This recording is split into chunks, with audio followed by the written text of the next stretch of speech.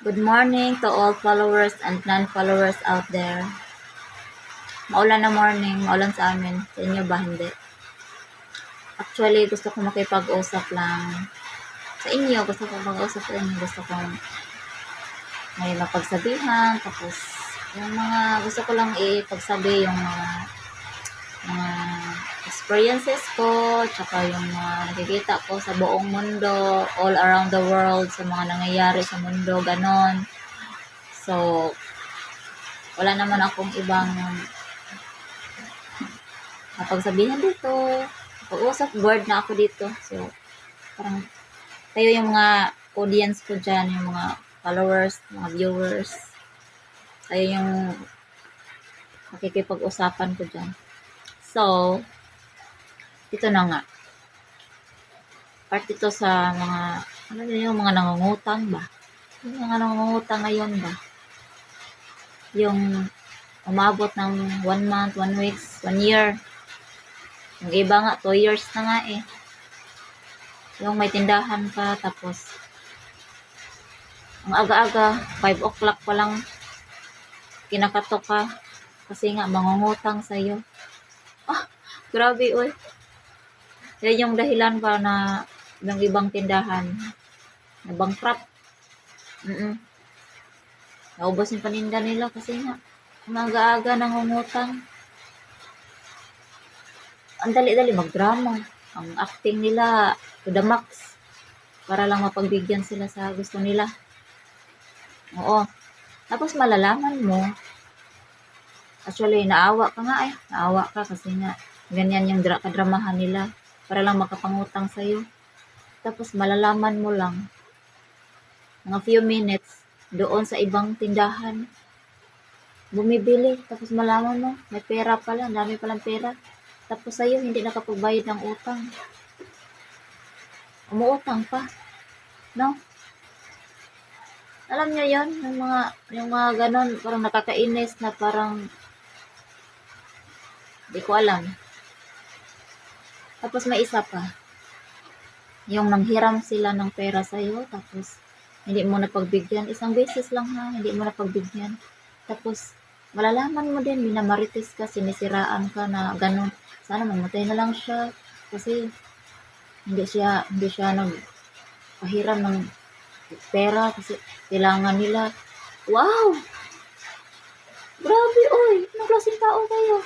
Isang beses lang na hindi kayo pinagbigyan. Sinisiraan nyo na agad. Naging masama na sila sa'yo. Ano yung kabutihan na ginagawa nila sa'yo? Hindi nyo nakikita. Kaya sa isang beses lang hindi kayo pinabigyan, naging masama na sila sa'yo. Minamarites nyo na masama. Paano sa panahon na yung nag-i-enjoy kayo, yung may pera kayo, di dapat sana yung may pera kayo, yun yung panggastos niyo, yung may pinaglaanan kayo para kung ano yung ino-order niyo, kung ano yung binibili niyo, inuutang niyo na dapat yung bayaran, pinag-iipunan niyo yun yung dapat ninyong ibabayad. Hindi yung may pera kayo, basta-basta na lang kayo, lakwat siya sa pera, tapos ibibili niyo ng Red Horse o kahit anong mga inumin na pampalasing, nag-i-enjoy kayo, tapos habang yung inuutangan nyo, habang yung hinihiraman nyo sana ng pera naghikahos din, naglisod-sod sa kwarta oy. Hindi nyo ba alam yan? Di porket may tindahan, di porket na palagi ninyong maaasahan is wala silang problema. Mas malaki pa nga yung problema nila kaysa sa'yo. Hindi nyo ba alam yan? Ang alam nyo lang is may pera sila palagi kasi nga kapag tinatakbuhan nyo, nangangailangan kayo is pinabigyan kayo. Pero sa isang beses lang hindi kayo pinabigyan, naging masama na sila sa'yo. Wow, clap.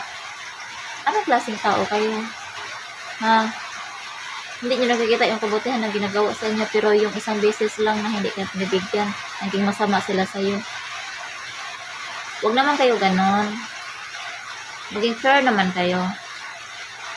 Hindi namin kasalanan na wala kayong ano tawag doon? Wala kayong pera na ibabayad sa mga inuutangan ninyo. Oo, nag-order kayo, wala kayong pera, kailangan nyo ng pera kasi nga yun yung araw na kailangan yung bayaran. Tapos nangangailangan kayo, wala kayong ibang takbuhan kundi yung tao na palagi mo tinatakbuhan. Tapos sa isang beses hindi kayo pinagbigyan, naging masama na sila sa'yo. Huwag kayong ganon kung hindi kayo pinagbigyan. Nangangailangan din sila ng pera. Nangangailangan kami ng pera. Nagproblema din kami kung paano namin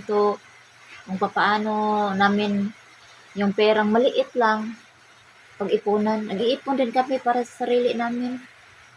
Marami din kaming gustong bilhin na hindi namin mabibili, pero kayo, nabibili ninyo kung anong gusto ninyo. Nakapag-enjoy pa nga kayo, tapos kami, yung mga ini-enjoy nyo, na-enjoy ba namin? Hindi, kasi nag-iipon din kami ng pera. Kinakailangan din namin ng pera. Nagagawa niyo yung gusto nyo na hindi namin nagagawa. Tapos, dahil naawa kami, lahat ng mga gusto nyong gawin, gusto nyong yung pagtakbo nyo na manghiram kayo, mangutang kayo, binibigyan namin kayo. Kahit na nga wala kaming pambiling ulam o pambili ng mga importanteng bagay, mas inuuna pa namin kayo. Pero dahil sa isang beses lang na hindi kayo pinagbigyan, minamartis nyo na, naging masama na sila sa'yo. Ano yun? Ano pag-iisip yun? Kayo kabayan, ano sa tingin niyo? Masama ba yun? Na mas uunahin mo muna yung sarili mo kaysa sa ibang bagay, sa ibang tao. Kasi nga once natapos na kami na tumulong, tinatakbuhan kapag nangailangan sila. Pero masama ba na minsan, once, hindi namin magawa yun? Kasi ano naman gagawin namin kung wala talaga kaming pera?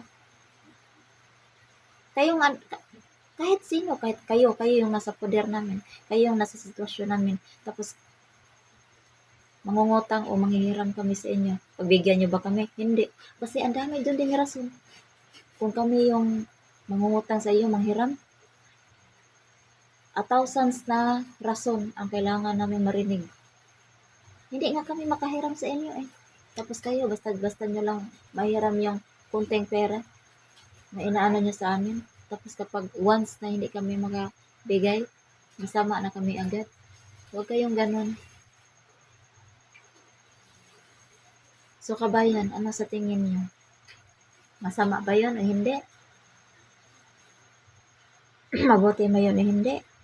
Alin ang mas masama doon? Yung inuutangan o yung nangungutang o yung hinihiraman o yung naghihiram? So, kailangan ko yung mga advice nyo. Salamat sa panonood mga supporters ko dyan. Sa mga followers and non-followers ko, salamat sa inyo ha. Salamat sa pakikinig na rin. God bless you and babush!